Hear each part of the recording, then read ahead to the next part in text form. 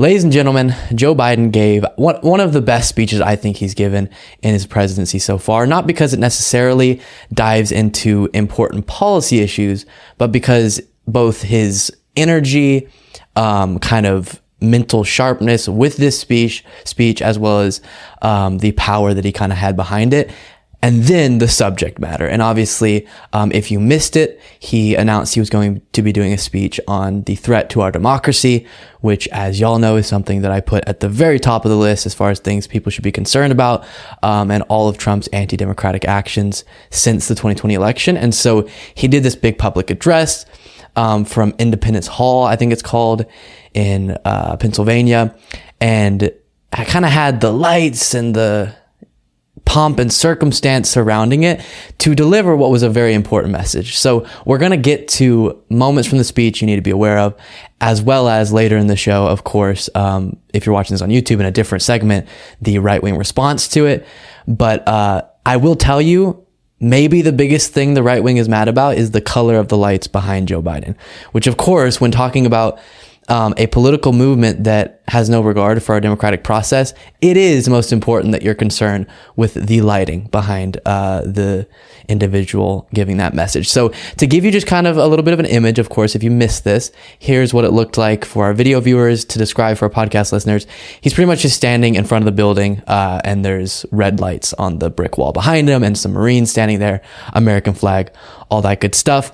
But this is not important at all. We're going to get to the important moments, but this moment while I was going through kind of preparing just really made me laugh. So I'll even mute it. As you see, Joe Biden walked on stage and he's waving with Joe Biden. And there's this moment right before he starts his speech where kind of the bright lights that were on the building go away, as you'll see right here for our video viewers.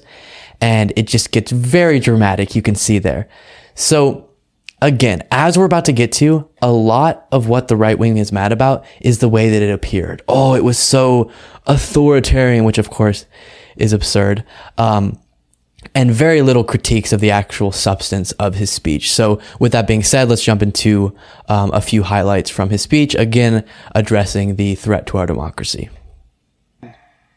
To speak as plainly as I can to the nation about the threats we face, about the power we have in our own hands to meet these threats. Too much of what's happening in our country today is not normal.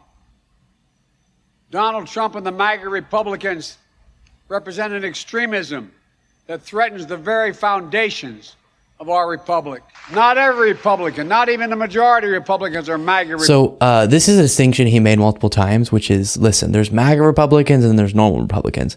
And something I say a lot is, while I'm going to disagree with Republicans on a million things and I'm going to want to debate them and want to beat them politically, you can work with kind of what you would consider the old Republican Party within our current system, and that's democracy, and you hash it out there. You can't work with a political movement that is trying to undermine the democracy to such an extent that it, given a few election cycles where they try these things, could break it down to kind of where it can never improve, irreparable.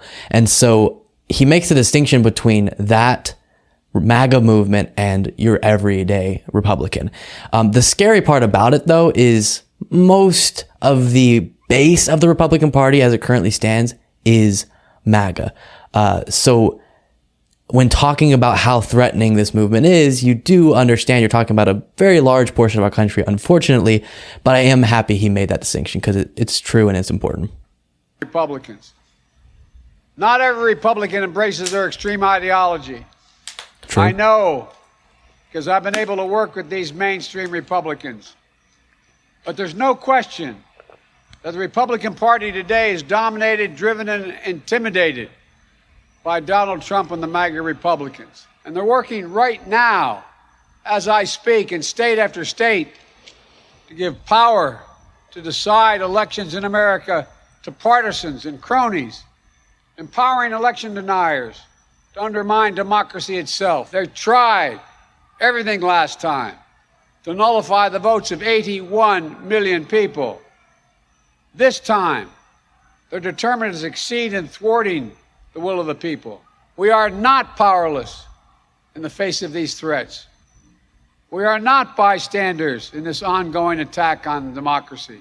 This is a nation that respects free and fair elections. We honor the will of the people. We do not deny it. So that kind of gives you a sense, I'll stop it there, of the message of this speech from him. And again, it's so important that we put this at the front of mind of voters across the country, of Americans, because you can have profound differences in your view, your vision, your policy prescriptions. None of that matters if we break down our democracy and we're not able to function within it and even hash out those policy disagreements, right? And that's exactly what Trump did. That's exactly what this movement stands for. He lost. There was no evidence that it was anything other than a free and fair election. But then he went around and did everything possible, everything within his power to keep himself in that position unconstitutionally, despite the will of the people that was voiced throughout that election. And so it really is something that within American history, we haven't really dealt with. We've done a pretty good job, despite all of our flaws, at upholding that peaceful transition of power, accepting elections, conceding to the person who won. And he broke that tradition in a very significant way. So I think it was powerful that Biden did this. Again, we'll discuss later about the obsession with the appearance. Oh, is it bad that it was red? Is that Hitler-esque, as a bunch of people were saying? Or is it bad that there were Marines behind him? And all of these things. But to me, while we can talk about those, and honestly, I thought it was pretty cool, all the different aesthetic stuff they threw in there, the core of the message is what matters. And it's so important that we put that at the front of mind of Americans. So as I'm sure you can expect, Trump was not super happy about this. He wrote on Truth Social, which apparently is kind of on the brink of death, which is fun. He said, if you look at the words and meaning of the awkward and angry Biden speech tonight, he threatened America, including with the possible use of military force. He must be insane or suffering from late stage dementia. Then he continued, someone should explain to Joe Biden slowly but passionately that MAGA means, as powerfully as mere words can get, make America great again. If he doesn't want to make America great again, which through words, action, and thought he doesn't, then wow, this is a sentence and a half. Then he certainly should not be representing the United States of America. So that's what Trump thinks about all of this. Kind of an expected response. And him too. What did he focus on? MAGA is an acronym for Make America Great Again.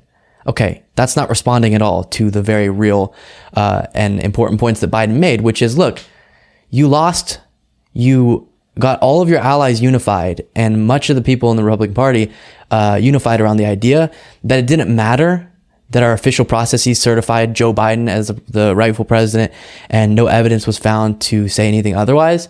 And yet you did everything possible to try to stay in power. So no one, Trump included, on the right, has engaged with that point. No one has explained why the left is mistaken to be deeply concerned, as we should be, with this threat to our democracy. And apparently much of America agrees with us, because right now polling shows that the number one issue on people's minds is the threat to our American democracy, which means people are paying attention. So good job to Joe Biden, and we'll discuss next the right-wing response to it.